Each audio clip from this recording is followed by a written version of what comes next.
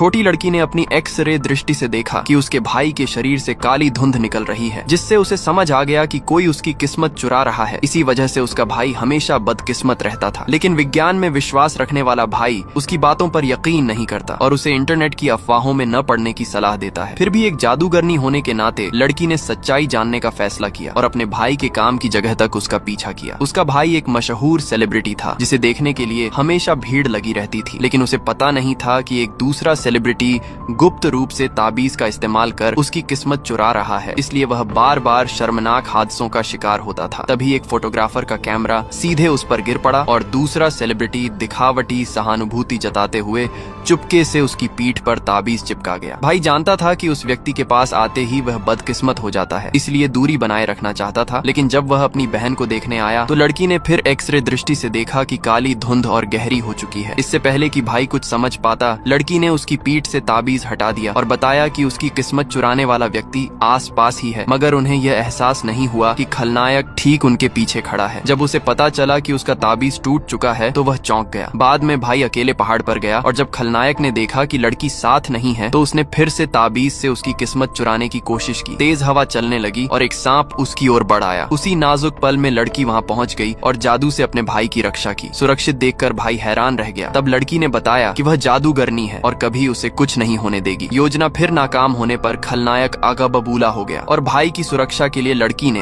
उसे एक शुभ ताबीज दे दिया। अपनी प्यारी बहन को देखकर भाई भावुक हो उठा। रात होने पर लड़की सोने चली गई, लेकिन खलनायक चुपके से उसके कमरे में घुस आया। असल में लड़की सोने का नाटक कर रही थी ताकि दुश्मन को बाहर निकाला जा सके। घमंडी खलनायक को अंदाजा नहीं था कि लड़की के पास शक्तिशाली जादू है और उसने आसानी से उसे हरा दिया। शोर सुनकर भाई तुरंत वहां दौड़ आया।